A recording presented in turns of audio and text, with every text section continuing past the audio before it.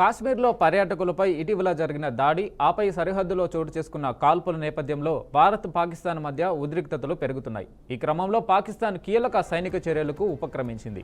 China నుంచి సేకరించిన శక్తివంతమైన SH-15 సెల్ఫ్ ప్రొఫైల్డ్ ఆర్టిలరీ వ్యవస్థలను పాకిస్తాన్ సైన్యం భారత సరిహద్దు సమీప ప్రాంతాలకు తరలించింది.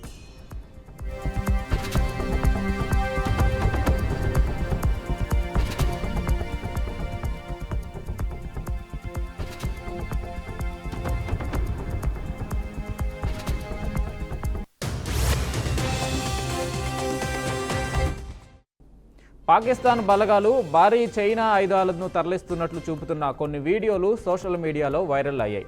కాశ్మీర్ ఘటన తర్వాత 2 రాత్రుల పాటు సరిహద్దుల్లో ఇరు దేశాల బలగాల మధ్య తీవ్ర స్థాయిలో కాల్పులు జరిగిన అనంతరం ఈ ఆయుధాల మోహరింపు జరిగింది. ఈ పరిణామం సరిహద్దులో నెలకొన్న ఆందోళనకర పరిస్థితులకు అద్దం పడుతుంది.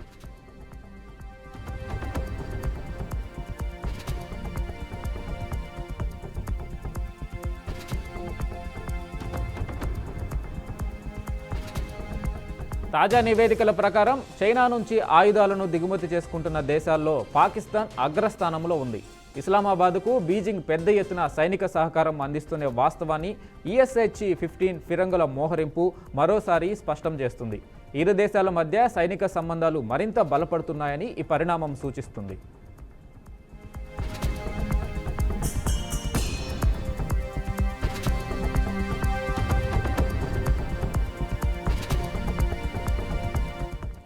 చైనా తయారీ SH-15 ఫిరంగులు అధునాతమైనవని, వేగంగా కదిలించగల సామర్థ్యం కలిగినవిగా రక్షణ నిపుణులు పేర్కొంటున్నారు.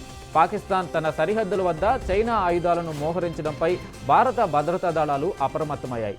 సరిహద్దుల్లో నెలకొన్న పరిస్థితులను ఎప్పటికప్పుడు నిశితంగా గమనిస్తున్నట్లు రక్షణ వర్గాలు తెలిపాయి.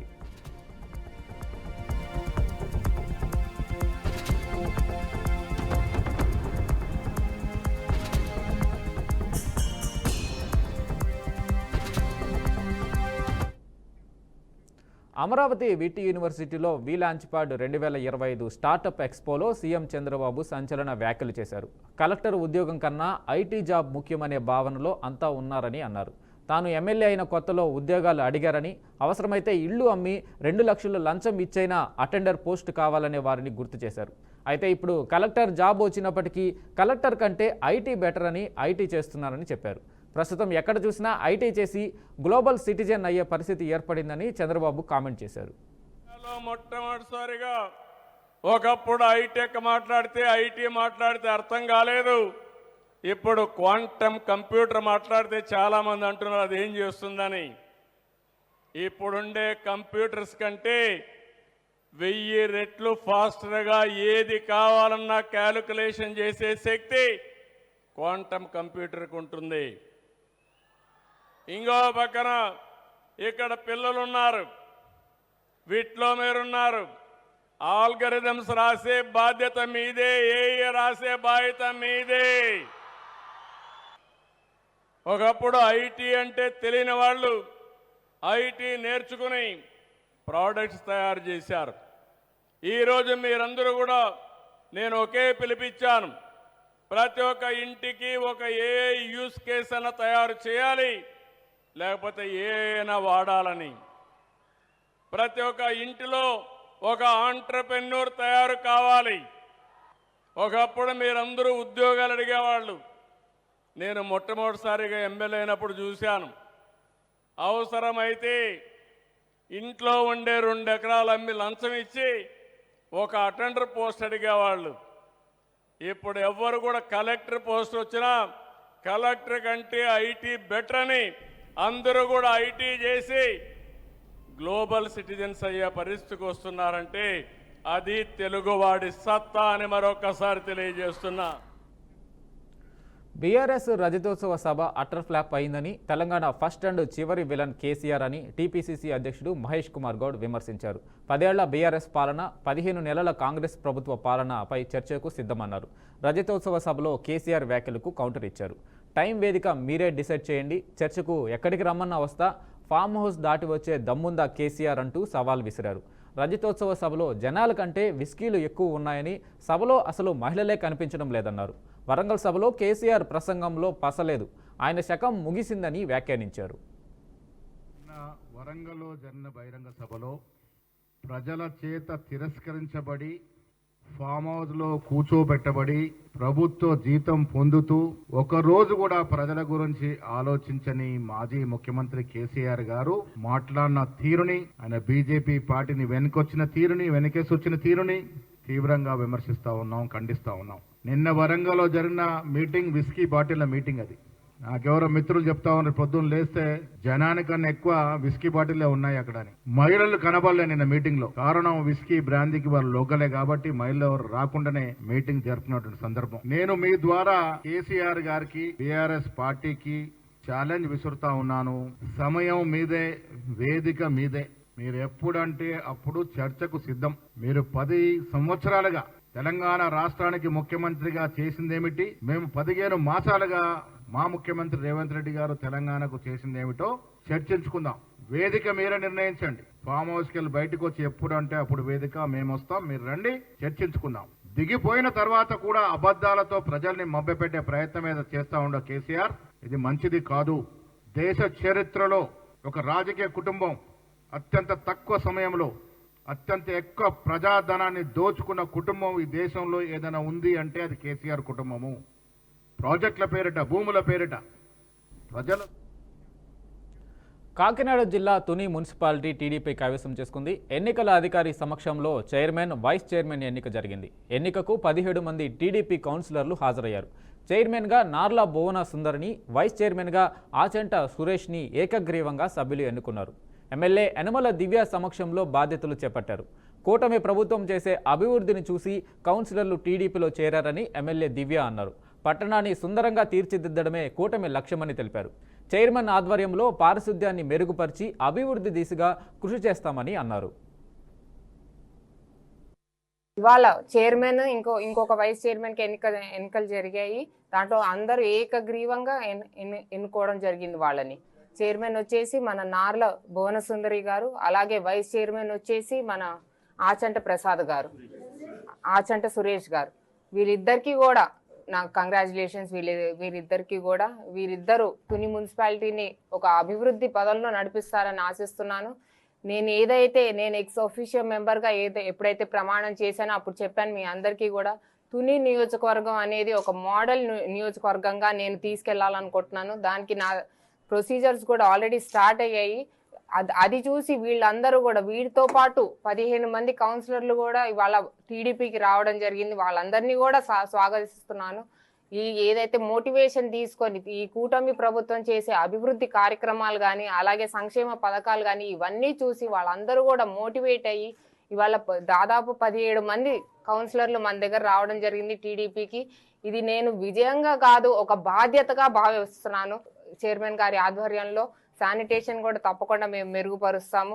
అలాగే మొన్న నారాయణ గారు, మినిస్టర్ గారు నారాయణ గారు మనకి తుని మున్సిపాలిటీకి దాదాపు 3 కోట్ల వరకు ఇచ్చారు. మనం ఉన్న 30 వార్డులకి తలా ఒక 3 లక్షలు ఇచ్చాం. మీ వార్డులో మీరు పేరు సంపాదించుకొని మంచి పనులు చేసి, మంచి అభివృద్ధి పనులు చేసి, కూటమి ప్రభుత్వానికి మద్దతుగా, కూటమి ప్రభుత్వం ఆశయం ఏదైతే ఉందో, అభివృద్ధి ఆశయం ఏదైతే ఉందో దాంట్లో మీరందరూ కూడా భాగస్వామి అయ్యి మీరందరూ కూడా మీకు మీ వార్డులలో మీరు మంచి పేరు తెచ్చుకోవాలని వాళ్ళందరికీ కూడా ఒక 3 లక్షలు ఇచ్చి వాళ్ళ వార్డు మెరుగుపరుచుకోవాల్సి. మీ అందరి కృషికి కూడా నేను తగ్గట్టుగా నడుచుకొని తుని మున్సిపాలిటీని మరింత విధంగా మేడం గారి ఆశీస్సులతో, ప్రోత్సాహంతో ఇంకా డెవలప్ చేస్తానని చెప్పి, ముఖ్యంగా ఏదైతే మనం ఇబ్బంది పడుతున్నామో శానిటేషన్, ఈ శానిటేషన్ అనేది మున్సిపాలిటీ ద్వారా కాకుండా కూడా మనం కూడా మన పరిశుభ్రాన్ని ఎలా శుభ్రపరచుకోవాలో ఒక అవేర్నెస్ ప్రోగ్రామ్ ప్రతి వార్డులోని పెట్టి వాళ్ళకి అవేర్నెస్ ఏదో కల్పించి శానిటేషన్ ముఖ్యంగా చేద్దామని మన ముఖ్యమంత్రులు శ్రీ నారా చంద్రబాబు నాయుడు గారు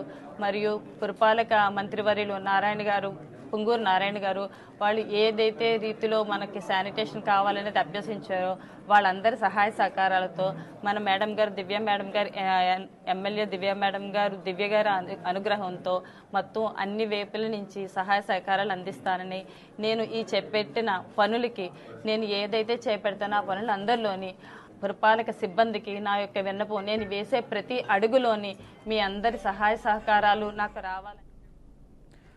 మాచర్ల పురపాలక సంఘ వైస్ చైర్మన్గా 27వ వార్డుకు చెందిన షేక్ మదార్ సాహెబ్ను కౌన్సిలర్లు ఏకగ్రీవంగా ఎన్నుకోవడం హర్షించదగ్గ విషయమని మాచర్ల ఎమ్మెల్యే బ్రహ్మానందరెడ్డి అన్నారు. పల్నాడు జిల్లా మాచర్ల పురపాలక సంఘంలో వైస్ చైర్మన్ 1వ ఎన్నిక నిర్వహించారు. ఎన్నికల అధికారిగా గురజాల ఆర్డీఓ మురళీకృష్ణ, అబ్జర్వర్గా జాయింట్ కలెక్టర్ జి సూరజులు ఈ ఎన్నికలో పాల్గొన్నారు. మొత్తం 31 మంది కౌన్సిలర్లకు గాను 21 మంది కౌన్సిలర్లు ఏకగ్రీవంగా షేక్ మదార్ సాహెబ్ను వైస్ చైర్మన్గా ఎన్నుకున్నారు. మాచర్ల అభివృద్ధిని కాంక్షిస్తూ కౌన్సిలర్లు అందరూ ఏకగ్రీవంగా మద్దతు ఇచ్చినందుకు ఎమ్మెల్యే జూలకంటి ధన్యవాదాలు తెలిపారు. 42 సంవత్సరాల నా నిరీక్షణ ఈరోజు నెరవేరిందని, నా హయాంలో మాచర్ల పట్టణాన్ని అభివృద్ధి పదంలో నడుపుతానని షేక్ మదార్ సాహెబ్ తెలిపారు.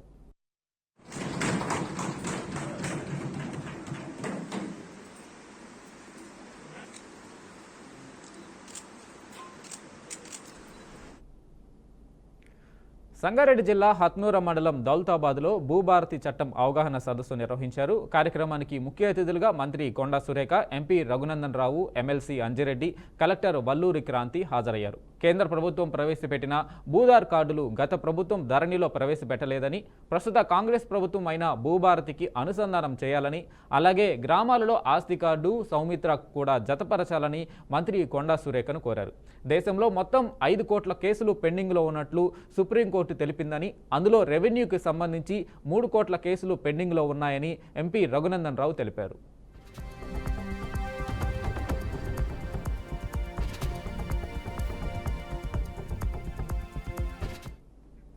గత ప్రభుత్వం ధరణి ముసుగులో ప్రజాధనాన్ని లూటీ చేశారని మంత్రి పొంగులేటి శ్రీనివాసరెడ్డి అన్నారు. ధరణి పోర్టల్ తప్పుల తడక అని ఎద్దేవా చేశారు. బీఆర్ఎస్ ప్రవేశపెట్టిన ఈ పథకం వల్ల రాష్ట్రంలో 9,26,000 మంది రైతన్నలు కోర్టుల చుట్టూ తిరుగుతున్నారని మండిపడ్డారు. పేదలకు మంచి చేసేలా ఉన్న భూభారతి తీసుకొచ్చామని మంత్రి తెలిపారు. భద్రాద్రి కొత్తగూడెం జిల్లా అశ్వరావుపేటలో చేపట్టిన పలు అభివృద్ధి కార్యక్రమాల్లో పాల్గొన్న అనంతరం ఆయన ఈ వ్యాఖ్యలు చేశారు.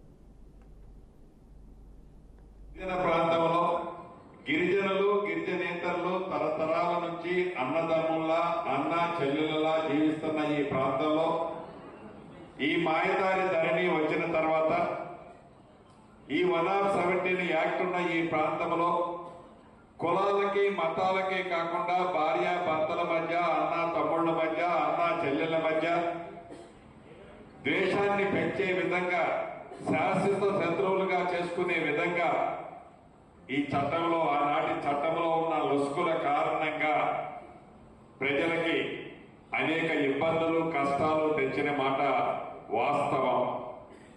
దాని ఫలితమే పోయిన ఎన్నికల్లో ఆనాటి ప్రభుత్వానికి పతనాన్ని కొని తెచ్చుకున్నదన్నది కూడా మనందరికీ తెలియంది కాదు.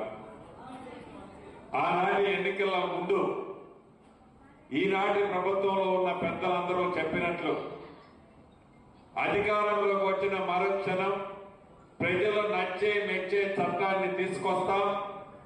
ఈ ధరణిని బంగాళాఖాతంలో వేయటమే కాకుండా ప్రజలకు ఉపయోగపడే విధంగా పేదవాడి. అల్లూరు జిల్లాలో నిప్పాన్ స్టీల్ నిర్వాకంతో గిరిజనులు మోసపోయారు. గత 20 సంవత్సరాల క్రితం దోమలగొంది పంట భూముల్లో ఎస్ఆర్ పైప్ లైన్ వేశారు. అందుకు గాను రైతులకు 1000-1500 ఇచ్చి చేతులు దులుపుకున్నారని బాధితులు వాపోయారు. ఇప్పుడు మరలా అదే పంట భూముల్లో సర్వే చేసి 2వ లైన్ ఎస్ఆర్ పైప్ లైన్ వేస్తున్నారన్నారు. దీనివలన మా భూముల్లో పంటలు పండక రైతులుగా మేము నష్టపోతున్నామని తెలిపారు.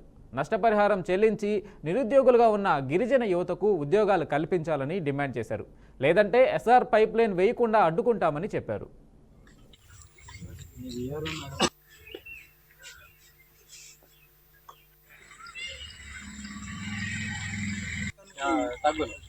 సరే, అది చేంజ్ చేసేద్దాం. ఇప్పుడు ఆప్షన్ ఉంది కదా. గ్రామం నుంచి పైప్ లైన్ అనేది ఇలా రావడం జరిగింది. గత 20 సంవత్సరాల క్రితం అంటే కొద్దిపాటు ఒక 2,000, 3,000 ఇలాగా డబ్బులు ఇచ్చి పైప్ లైన్ అయితే వేయడం జరిగినది. అప్పుడు మా గ్రామాల్లో చాలామంది చదువు లేని వారు కూడా ఉన్నారు. కాబట్టి ఇప్పుడు చదువుకున్న యూత్ ఉన్నారు. ప్రతిది కూడా